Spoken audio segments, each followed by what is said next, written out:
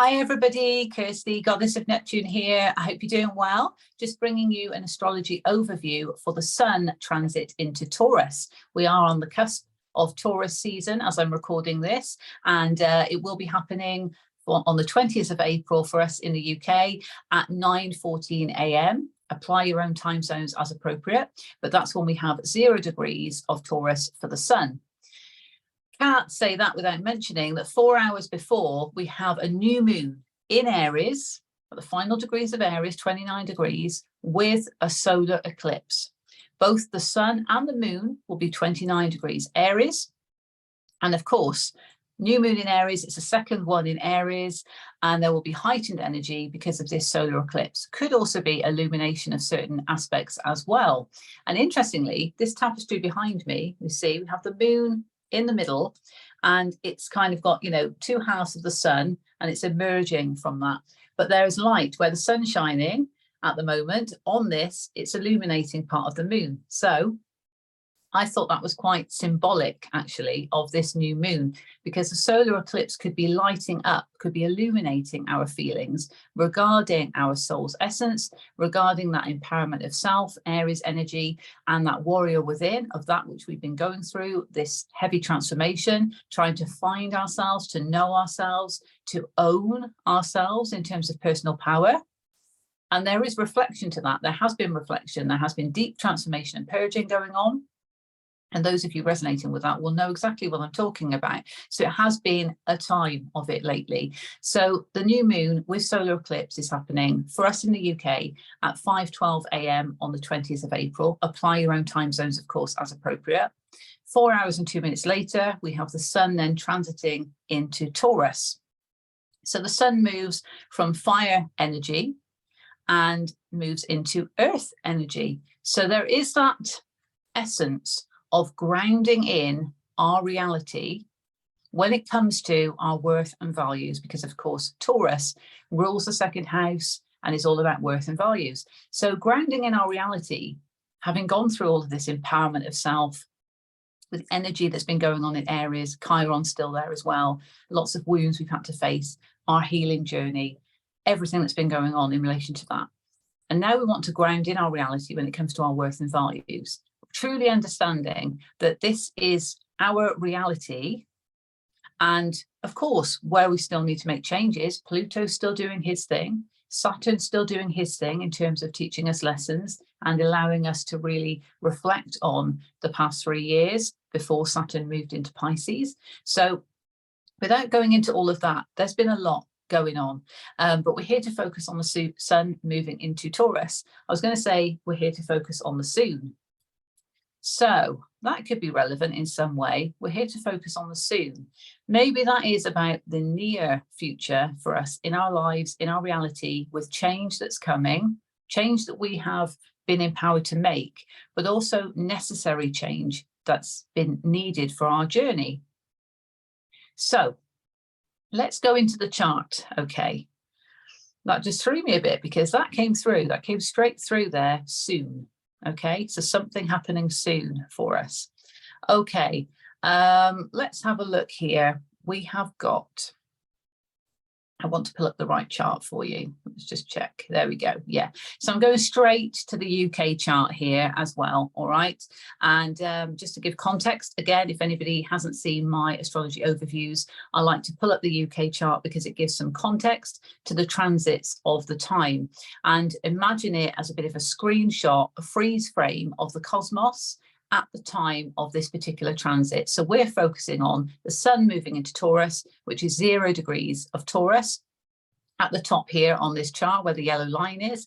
And you can see there 0 degrees. It's in the 10th house of the UK. And at that time, you know, that's a freeze frame of it. That's what all the other planets are doing. That's what the moon's doing, etc. And recognizing that there could be emphasis on the UK's natal chart placements. And again, there's reasons for the date of the UK's natal chart. You'd have to go back to my very first, or certainly one of my early astrology overviews to advise on why that date has been chosen.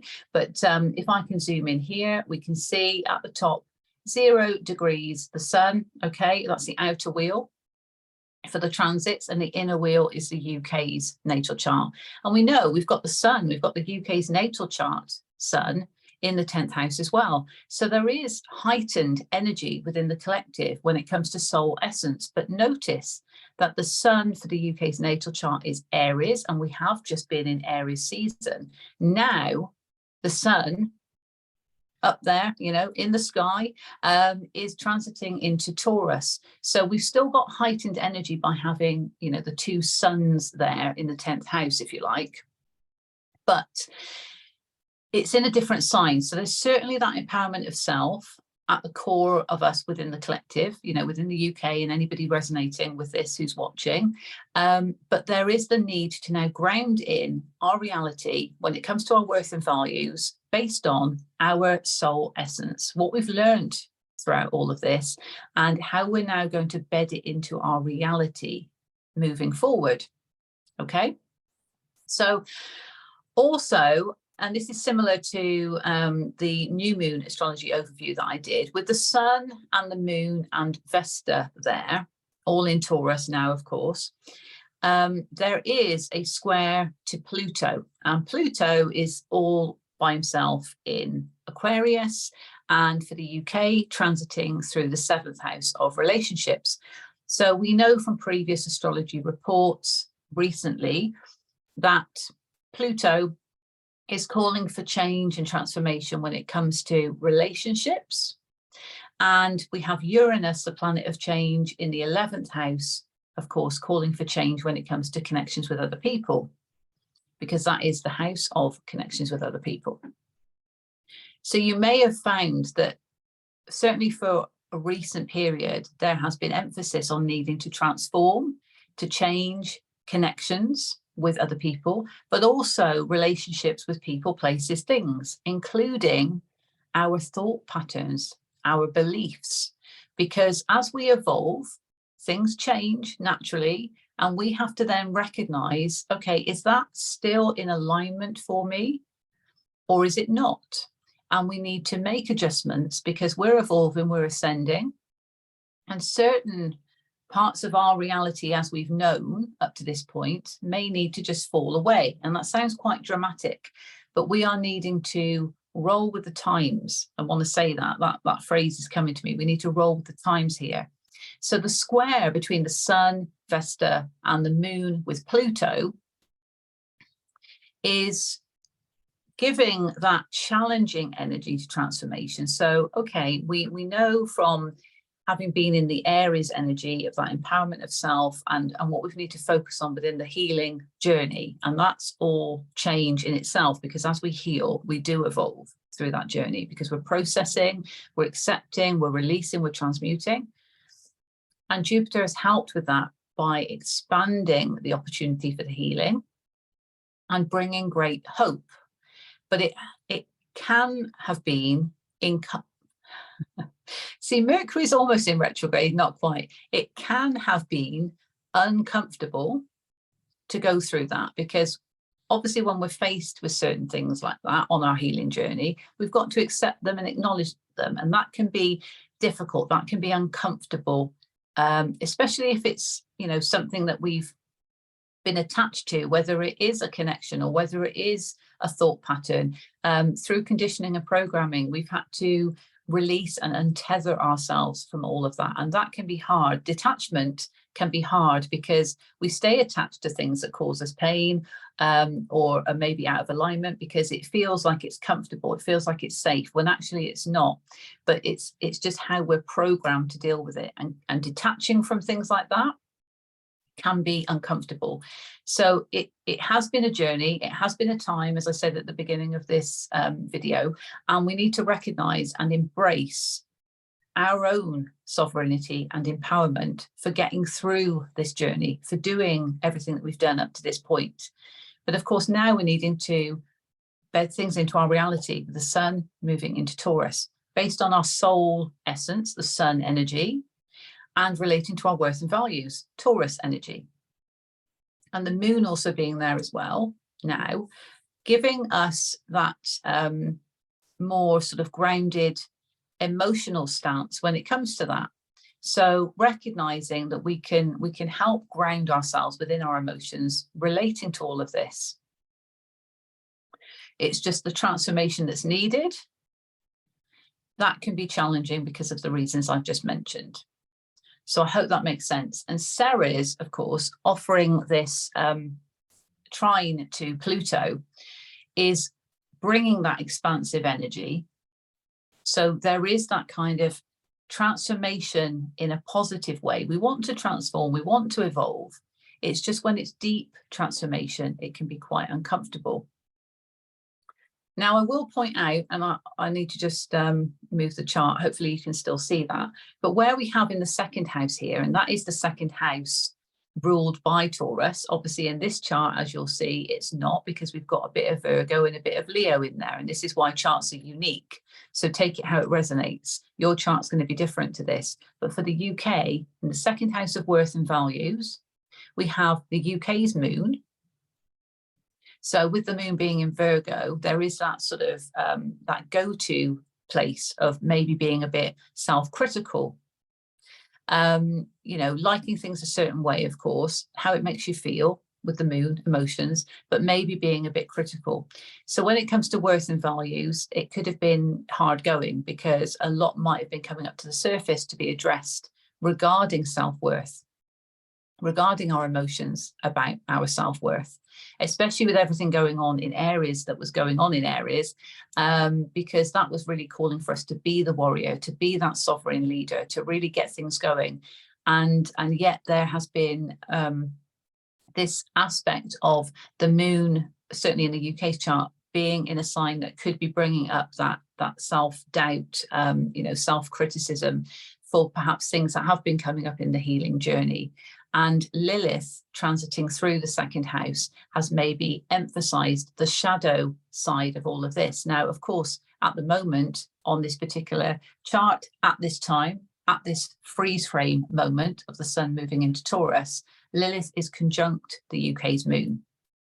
So Lilith is the shadow energy, bringing up almost like our shadow wounds, and again, doubts and fears relating to those. So that could be heightened at this time as we transit through, just as the sun transits through into Taurus. We could be being critical. However, there is a trine between Lilith and the sun, moon, and Vesta. So that's a positive aspect in astrology. So there is positivity to these shadow aspects coming up because it's helping us transform. It's helping us accept and acknowledge what we need to in order to process, you know, in order to go through the journey. The little bit of discomfort is for our highest good, even if it doesn't feel like it at the time. Okay. And certainly with Mars, you know, Mars is actually there in the 12th house. So that's Pisces house. But of course, here we've got a little bit of Gemini and Cancer. And Mars transiting through is in Cancer. And that is that softening to the masculine energy, because Mars, a masculine planet, is in the home of the moon in terms of Cancer. So it's feminine energy. And you'll notice that it's 13 degrees, and so is the UK's natal chart Pluto, which is 13 degrees. So an exact conjunction there between Mars and Pluto when it comes to degrees in the 12th house. So subconscious fears relating to the masculine aspects within, so the courage, the taking action, maybe a bit of pride in there as well, could have been brought into the spotlight because there could have been hidden, deep-rooted Pluto energy, need for transformation when it comes to the masculine side of the unhealthy ego. Wounded masculine could have been something that's come up. And we have masculine and feminine within us, so we want to have that balance, of course. But there could be, because it's been deep transformation that's been called for, and especially here with this exact conjunction at the moment, there could still be some of that going on. So masculine energy of wanting to take action and really go for it. And that's what we need. We need that drive. We need the feminine side and the masculine side. However, there's been a necessary softening of that energy to enable us all to look at the masculine energy within us, to understand, are we being too much in our masculine? Do we need to just soften that a bit, nurture ourselves through this healing, rather than just go, go, go all the time?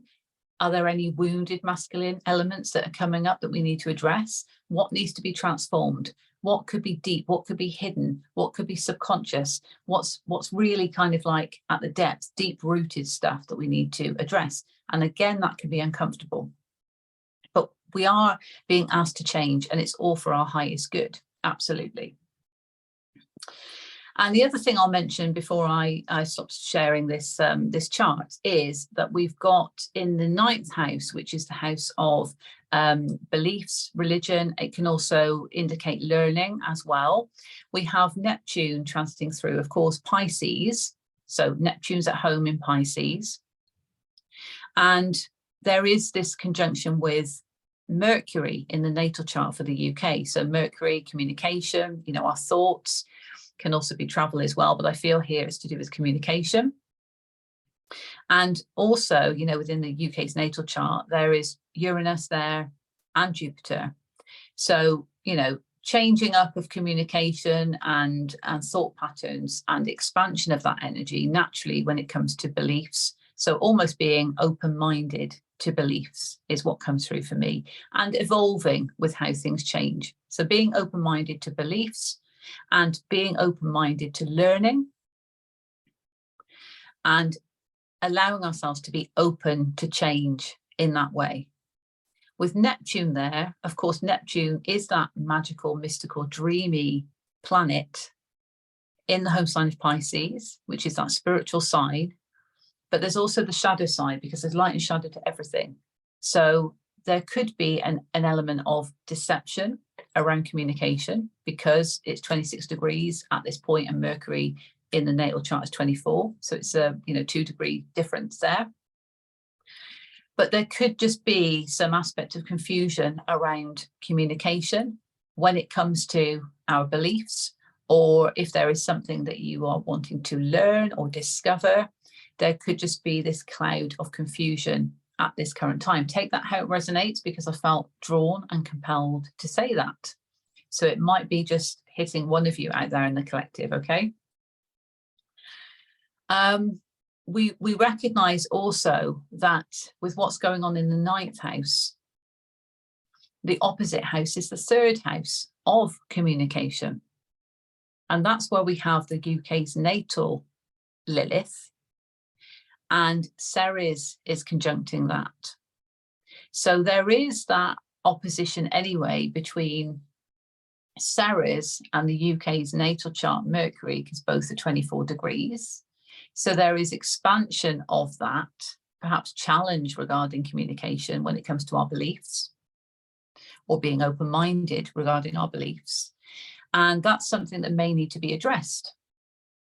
And, because the UK's natal chart Lilith is there as well, it is just then bringing up those shadow aspects that I mentioned before of potential, self-doubt. So we want to be open-minded about learning something new, or we want to be open-minded about discovering something new on our journey, because we've evolved and we're going through this healing journey. But there's a little bit of self-doubt.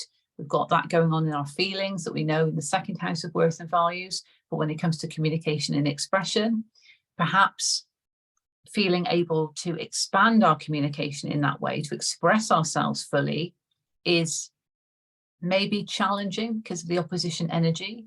But let's use it to our advantage. And if we know this, then we know we can feel even more empowered to be open to express, because it's almost like a bit of a hurdle to jump over as part of our healing journey, to cut through that deception and cloudiness that Neptune might be offering, and instead go to the light side of Neptune, which is the spiritual side, and recognize that, okay, if we want to discover more about our spirituality, or our beliefs regarding spirituality, or just our own soul's essence with that divinity within us all, then we have the power to expand that energy to then communicate in that way. to communicate from the soul's truth when it comes to what we want to discover and, you know, what we believe in.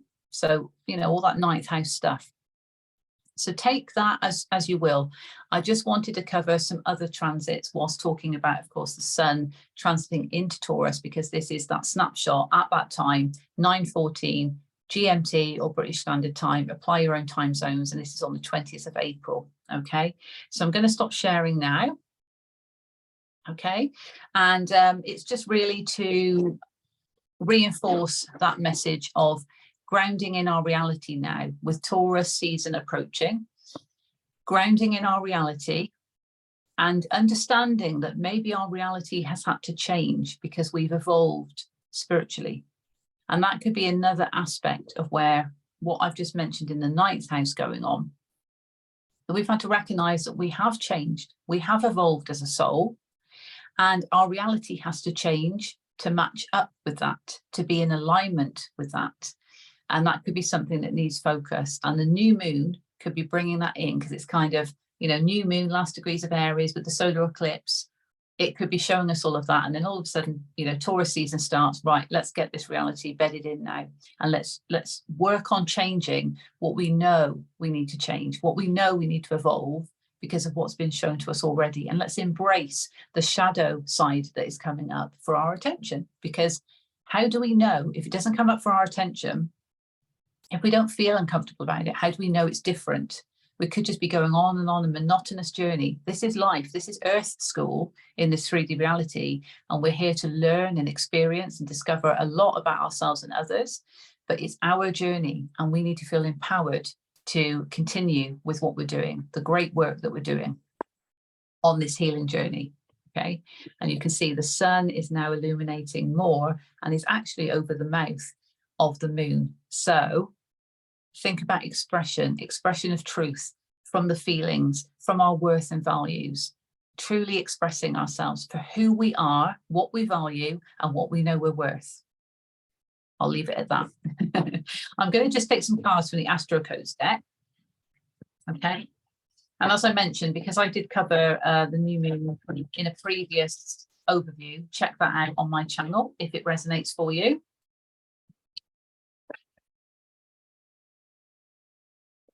And I'll also be doing a tarot reading as well. Okay, so check that out if that resonates. Let's see, thank you. Oh, okay. We have Scorpio and Sagittarius, both in reverse. So there is that depth that I was talking about, the depth of transformation that could be uncomfortable, and that's why it's in reverse. And Sagittarius is that expansion energy. So think of Jupiter and that expansion. Perhaps we're not allowing ourselves to expand to our full potential because we're a bit fearful of uncovering what we need to transform from the depths of our soul because of the discomfort that I alluded to. Let's see what else we have, please. What else do we have for the collective? Oops. What else do we have, please, for the collective?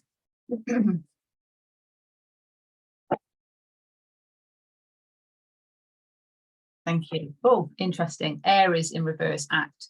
Well, we are coming out of Aries season into Taurus season, but this is saying that, okay, you know, we might be coming out of Aries energy, but there's still, you know, planets in Aries, there's still energy in Aries, and also we can embrace this energy at any point because Aries is that cardinal sign of starting things off, getting things done, showing the way. And that is through empowerment of self and owning our sovereignty. So there may be a need to act on something here. And, you know, this relates to the depths of the transformation that's needed. Let's own it. Let's own our personal power and enable that expansion to happen within our life because it's all for our highest good. On the bottom, Libra, balance. That's what we want to achieve. We want to achieve balance. We want that equality, reciprocity, fairness, equal give and take. So we need to recognize, and yeah, underneath that, look, Taurus. So underpinning all of that, the balance that's needed is that reality check of the Taurus energy, of feeling grounded, of knowing our worth, knowing our values and recognizing where people or things or thoughts are out of alignment, throat chakra, are out of alignment with our worth and values. Our values may have changed through our spiritual journey. And naturally, things around us, our external reality, may need to change because of that. Similarly, you know, values that we've just kind of woken up to, or, you know, we've recognized, oh, actually, that is important to me. I value that so much.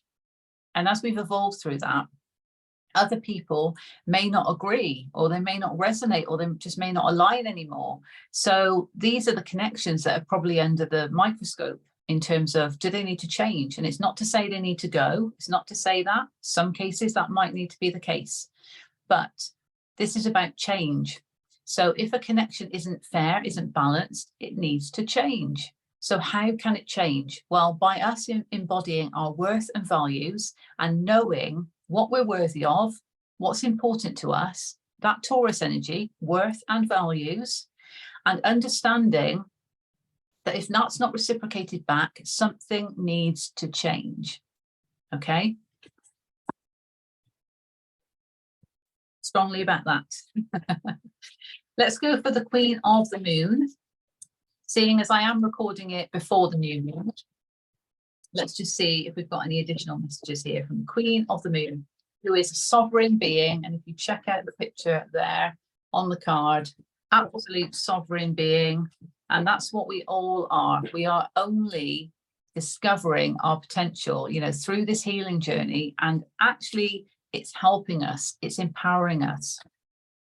Think back to where you were 3 months ago. Think back to 6 months ago and how far you've come and how far you've evolved. And that's sovereignty and empowerment, you know, the resilience to get through. There we are. Thank you. Wow. Expect the unexpected, folks. This new moon with solar eclipse could bring some unexpected changes, could bring some unexpected insights, or maybe you know them deep down on a soul level, but from a 3D reality point of view, it could be that, whoa, that was unexpected. Now I've got to address this. Now I need to really ground into my reality, Taurus energy, and understand my worth, my values, what needs to change. So there could be some unexpected stuff coming up and potentially needing to release certain things, or perhaps connections. It's however it resonates. But this is in reverse. So there are fears around releasing, or there is a need to detach. Freedom comes from that, and liberation from the soul. Okay. Awesome. Thank you so much. So yes, obviously, if it resonates for you, I hope you find a message in there that helps you in some way. Of course, it's based on my interpretations and my intuition when it comes to the astrological transits. And, you know, take what resonates, leave what doesn't. I will be doing a tarot reading on this channel as well. So check that out if that resonates for you also. And we know Mercury is going into retrograde on the 21st, as was discovered when I was trying to get my words out, and it's already having a bit of an impact. So, you know, we need to embrace this energy as well and recognize that retrogrades, you know, it can make the energy a bit sort of, you know, to use a noise to sum it up, but it can make the energy a bit challenging. However, retrogrades are all about reflection, you know, renewal, it really calling us to go within, introspect on what we need to reflect on during that period. So all of this coming up to the surface, being illuminated furthermore with the solar eclipse, and then realizing we need to truly understand what our reality is in this 3D reality, make changes we need to. And then there could be that period of during the retrograde that this is where we need to recognize, okay, that is the change I need to make.